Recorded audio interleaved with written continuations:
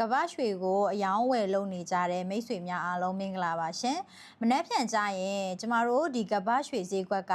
ဈေးတက်နိုင်မလားဈေးကျနိုင်ခြေရှိမလားဆိုတာကိုဂျူမေက15မိနစ် time frame ရ analysis လေးလုပ်ပေးသွားမှာပါရှင်။လက်ရှိအနေထားမှာတော့ဂျူမေကအယောင်း position buy တွေကိုတွေ့နေရပါတယ်။ဆိုတော့ဂျူမေတို့ဘာကြောင့်ရောင်းစေချင်တာလဲဘယ်ဈေးတန်းတွေမှာရောင်းစေချင်တာလဲဆိုတဲ့အပိုင်းလေးကိုဂျူမေကပြောပြပေးသွားမယ်။လက်ရှိမှာကဘာရွှေဈေးကွက်က very fair value ကမှာ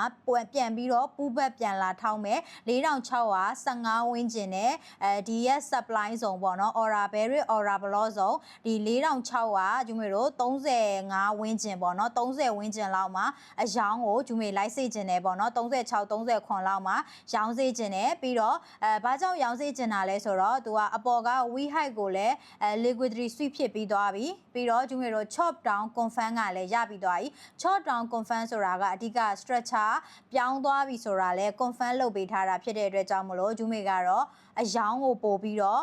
လိုက်စေခြင်းတယ်ပေါ့နော်အဲ့တော့ရောင်းရမယ့်ဈေးတန်းအနေနဲ့က4615ဝန်းကျင်4630ဒီကြားထဲမှာပူးဘက်ပြန်လာလို့ရှိရင် M5 တို့ပေါ့နော် M1 တို့မှာ berry rejection candle လောက်လေးပူးဘက်ပြန်လာတဲ့ချိန် confirm ဆောင်ပြီးတော့ရောင်းစေခြင်းပါတယ်ရှင်အဲ့တော့ stop loss ကိုတော့ဂျူမေက4630ဝန်းကျင်35ဝန်းကျင်ကရောင်းနေဂျူမေရဲ့ client နေဆိုရင် stop loss ကို4645ဒီပေါ့နော်ဒီ supply ဇုံကြီးရဲ့အထက်မှာထားစေခြင်းတယ်ပေါ့နော်အဲ့တော့ TP1 ကတော့ဂျူမေတို့ပထမဦးဆုံး TP1 ကတော့ဒီ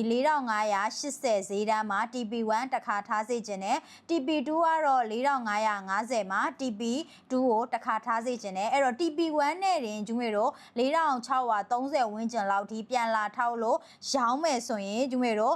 ပစ်ကိုဘယ်လောက်ထိရနိုင်လဲဆိုရင်ဒီအောက်ကပစ်20ရဲ့အပေါ်က30ရဲ့ဆိုရင်ပစ်50ဝန်းကျင်လောက်ထိရနိုင်ခြေရှိတဲ့ order ဖြစ်ပါတယ် stop loss ထိမှာဂျူမေတို့10ပစ်ကြော်ပဲထိမှာပေါ့နော် TP ဆုံးတဲ့ထိ TP2 ဆုံးတဲ့ထိ4550ထိယူမယ်ဆိုရင်တော့ဂျူမေတို့ဘယ်လောက်ထိအမြတ်ရနိုင်ခြေရှိလဲဆိုရင်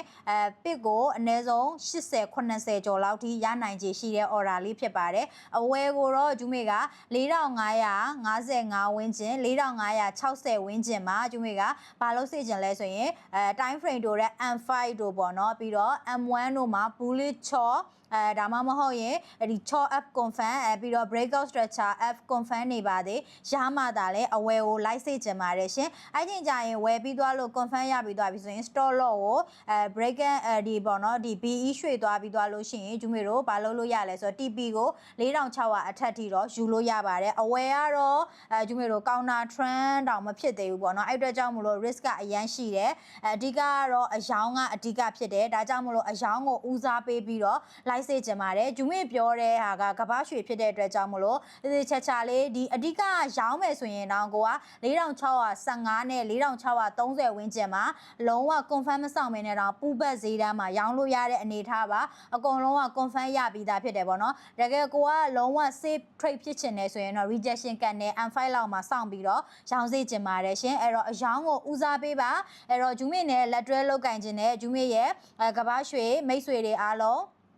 လုပ်ငန်းအကောင့်ဖွင့်ပြီးတော့ VIP group တွေ VIP channel တွေ personal advice care တွေကို free ရယူလို့ရပါတယ်ရှင်အဲ့တော့လုပ်ငန်းအကောင့်ဖွင့်ခြင်းတဲ့သူတွေလည်း Viber တို့ Telegram တို့မှာလာဆွေးနွေးလို့ရပါတယ် broker တွေအနေနဲ့လည်း PU Prime, VT Market, MH Market အဆင်ပြေတဲ့ broker တွေနဲ့လုပ်ငန်းအကောင့်ကိုဖွင့်လို့ရပါတယ်ရှင်ကျေးဇူးအများကြီးတင်ပါတယ်